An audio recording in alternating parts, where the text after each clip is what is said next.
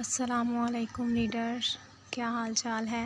میں ہوں رابی راول اور آپ اس وقت موجود ہیں میرے چینل رابی راول ناولز پر، اور امید کرتی ہوں کہ آپ سب لوگ ٹھیک ٹھاک ہوں گے۔ آج میں آپ لوگوں کے سامنے اپنے ناول نفرت اور محبت سے رقم عشق کی داستان کے ایپیسوڈ نمبر 19 کے ساتھ حاضر ہوں، اور اس ایپیسوڈ کو میں نے جو ہے وہ آج لانگ لکھا ہے، یعنی کہ اب سے جو میں آپ کو جتنے بھی ایپیسوڈ دوں گی وہ کوئی بھی شارٹ نہیں ہوگا۔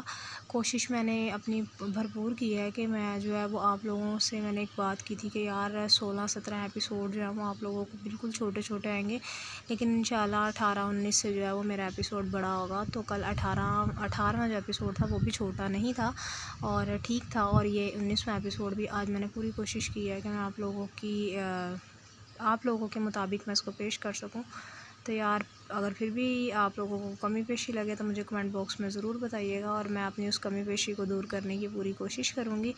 اور کمنٹ لازمی کیا کریں کمنٹ باکس میں، کیونکہ یار کمنٹ جو ہے آپ لوگوں کا، اس سے ہماری حوصلہ افزائی ہوتی ہے۔ اتنا جو ہم محنت کرتے ہیں لکھنا اور پھر آپ لوگوں کے آگے ویڈیو کو پوسٹ کرنا، تو یہ ہمیں ہماری محنت کا جو ہے نا وہ اجر ملتا ہے۔ تو یار خدا را کمنٹ لازمی کیا کریں، اور اتنے چننے مننے ننے مننے سے جو آپ ایپیسوڈ کر دیتے ہیں، تھوڑے ایسے ایپیسوڈ لانگ کیا کریں۔ ہمارا ایپیسوڈ اگر آپ فرمائش کرتے ہیں کہ لانگ ہو، تو ہماری آپ سے یہ فرمائش ہے کہ یار آپ بھی کمنٹ تھوڑے لانگ کیا کریں تاکہ ہمیں بھی پڑھ کے خوشی ہو۔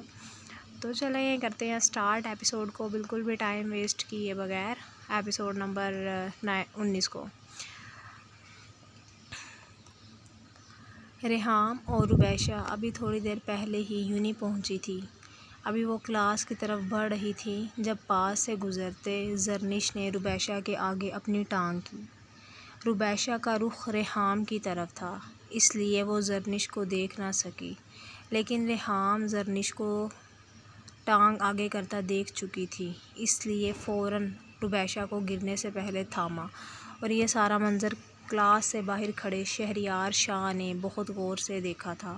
وہ اس وقت روزینہ سے کال پر بات کر کے پیپر کے حوالے سے بیسٹ وشز دے رہا تھا، کیونکہ روزینہ کا آج پہلا پیپر تھا۔ لیکن یہ منظر دیکھ کر وہ کال بند کرتا اس طرف چل دیا، کیونکہ روبیشہ نے سنبھلتے ساتھ ہی ادھر ادھر کا لحاظ کیے بنا زرنش کے منہ پر تھپڑ جڑ دیا تھا، جس کی آواز سے کافی اسٹوڈنٹس اس طرف متوجہ ہو کر کھڑے ہو چکے تھے، اور اپنی اتنی انسلٹ ہونے پر زرنش روبیشہ کو تھپڑ کا جواب دیتی، تب تک شہریار شاہ ان کے سروں پر پہنچ چکا تھا، اور روبیشہ کو بازو سے پکڑ کر ایک سائیڈ پر کرتا زرنش کے سامنے کھڑا ہوا۔ شیم آن یو زرنش!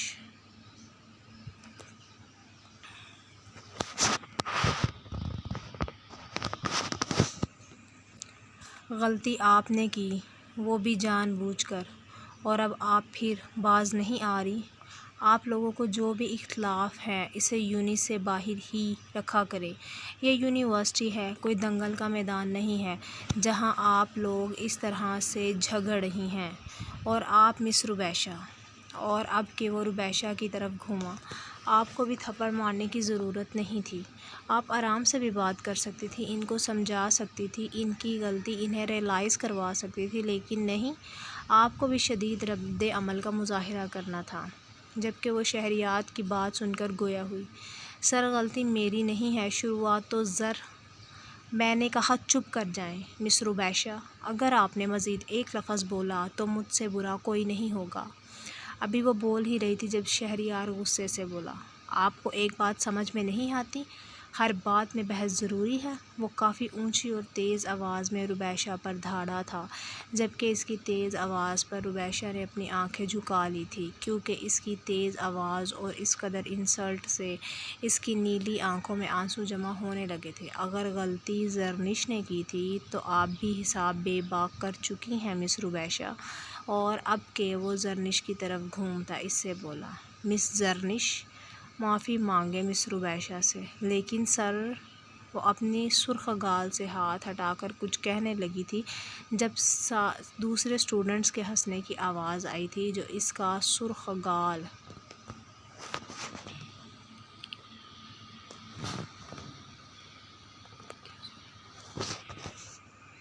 دیکھ کر تھی۔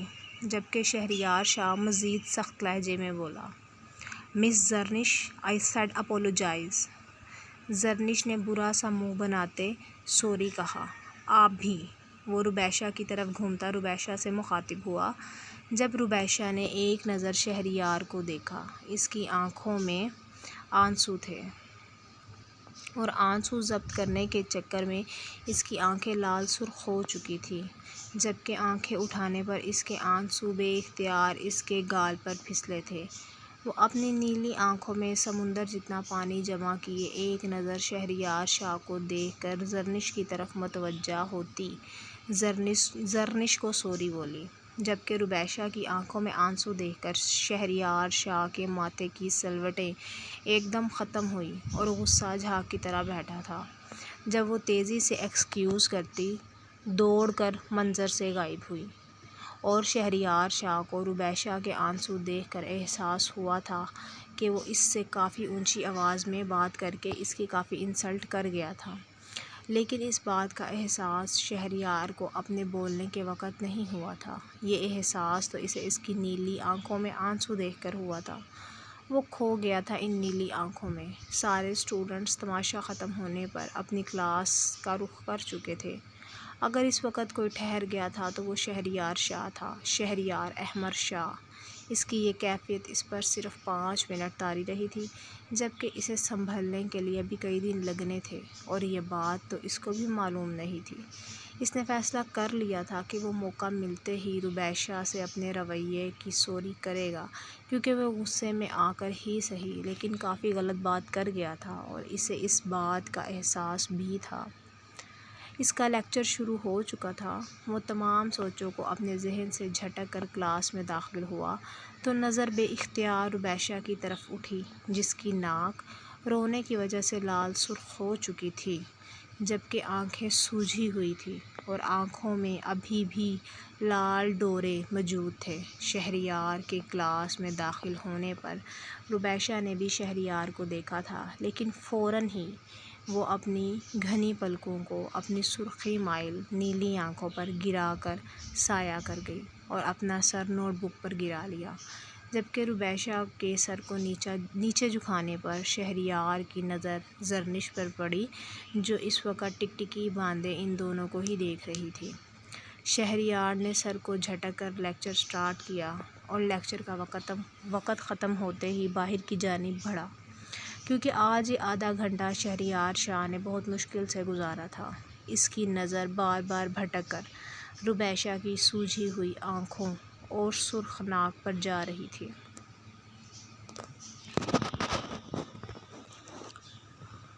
جو کسی بھی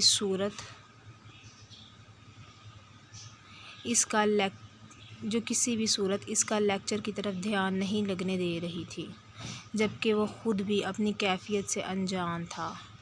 شہریار کی کلاس سے نکلنے کے فوراً بعد ہی زرنش روبیشہ کے پاس آئی. تم نے تھپڑ مار کر اچھا نہیں کیا، جس کا بدلہ میں تم سے لے کر رہوں گی. وہ روبیشہ کی کرسی پر جھکتے دونوں ہاتھ اس کے دائیں بائیں ٹکاتی روبیشہ کو دیکھ کر اس سے بولی، جبکہ روبیشہ نے اپنی 2 انگلیوں سے زرنش کے سرخ گال کو چھوا، جو اس کے تھپڑ مارنے سے سرخ ہوا تھا، اور طنزیہ مسکرا کر اس سے مخاطب ہوئی. تب کی تب دیکھیں گے. ابھی اپنی اس منحوس اور چڑیلوں جیسی شکل کو گم کرو اور ذرا فاصلے پر ہو کر بات کرو، کیونکہ مجھے تمہارے یہ گندے پیلے دانت دیکھ کر کراہیت محسوس ہو رہی ہے، اور تمہارے منہ سے آتی اس گندی اسمیل سے میرا دل خراب ہو رہا ہے. ایسا نہ ہو کہ میں تمہارے منہ پر ہی وامٹنگ کر دوں. روبیشہ اس کے دونوں ہاتھ اپنی کرسی سے ہٹاتی اس کے سینے پر اپنا ہاتھ رکھ کر اس کو تھوڑا سا پیچھے کرتی بولی. اس کے برعکس زرنش نے اپنے دونوں ہاتھوں کی مٹھیوں کو بھینج کر دانتوں کو کچکچایا تھا، جیسے ان کے نیچے اس نے روبیشہ کو کچلا ہو. کلاس میں دوبارہ اندر داخل ہوتے شہریار شاہ نے اپنی مسکراہٹ کو بامشکل سے چھپایا تھا، جو روبیشہ کا زرنش کے حلیہ بیان کرنے پر اس کے چہرے پر آئی تھی. وہ اپنا فون لینے آیا تھا، جو جلدی کے چکر میں وہ ڈائس پر ہی بھول گیا تھا. جبکہ روبیشہ کے ساتھ بیٹھی ریحام کا قہقہ روبیشہ کے الفاظ اور زرنش کی شکل دیکھ کر بے ساختہ تھا. اس قدر انسلٹ پر زرنش منہ پہ ہاتھ پھیرتی ربیشہ کو وارننگ دیتی کلاس سے واک آؤٹ کر گئی۔ زرنش کے کلاس سے باہر نکلنے پر ربیشہ بھی اپنی ساری چیزیں سمیٹتی ایک نظر خفگی سے شہریار شاہ کو دیکھتی کلاس سے باہر نکل گئی۔ ربیشہ کے اس طرح دیکھنے سے شہریار شاہ کے چہرے پر چھائی ہلکی سی مسکراہٹ ایک دم غائب ہوئی تھی۔ اس نیلی آنکھوں والے لڑکی کی خفگی پر آج پہلی دفعہ شہریار شاہ کا دل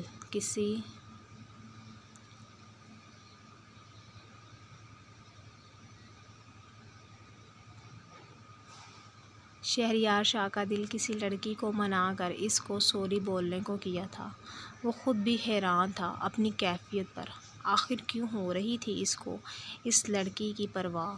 ایسا نہیں تھا کہ اس نے دنیا میں حسن نہیں دیکھا تھا، اس نے بے شمار حسن دیکھا تھا، یہاں تک کہ لندن سے پڑھنے کے باوجود بھی اس کا دل کسی لڑکی کی طرف حائل نہیں ہوا تھا، لیکن حسن کے ساتھ معصومیت اس نے پہلی دفعہ دیکھی تھی جو اس کو بہکنے پر مجبور کر رہی تھی۔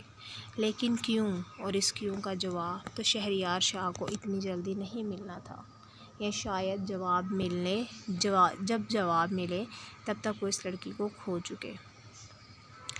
میجر غفران اور کرنل خاور اس وقت کوریڈور میں بیٹھے چائے پی رہے تھے جب ماجد صاحب ہاسپٹل میں داخل ہوئے اور ریسیپشن سے کمرہ نمبر پوچھ کر وہ اس طرف تقریباً بھاگنے کے انداز میں آئے تھے۔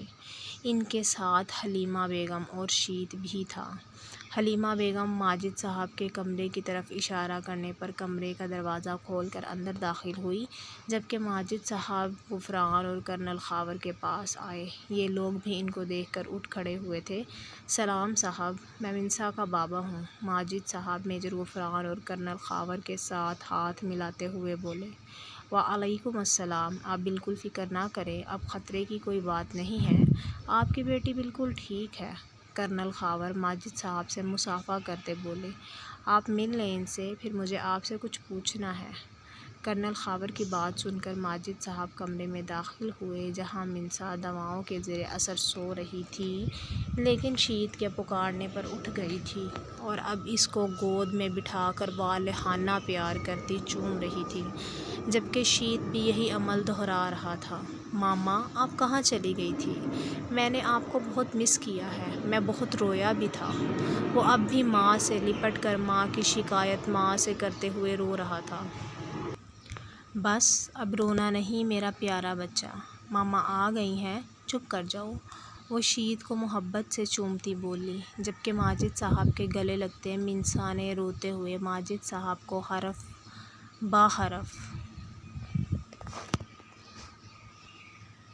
ساری بات سچ بتا دی تھی حاذق کے بارے میں، اور منسا کی تمام بات سننے کے تقریباً 20-25 منٹ بعد جب ماجد صاحب کمرے سے باہر نکلے تو کرنل خاور اور میجر غفران ان کو لے کر پریئر روم میں آئے، جہاں انہیں لگتا تھا کہ یہاں وہ سکون سے ماجد صاحب سے بات کر سکتے تھے، کیونکہ اس وقت پریئر روم میں کافی سکون تھا اور کوئی بھی بندہ اس وقت وہاں موجود نہیں تھا۔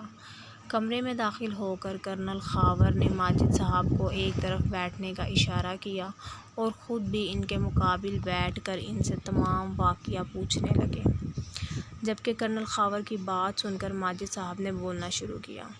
صاحب، میری بیٹی کو میرے داماد حاذق نے اغوا کیا تھا، جو میرا بھتیجا بھی ہے۔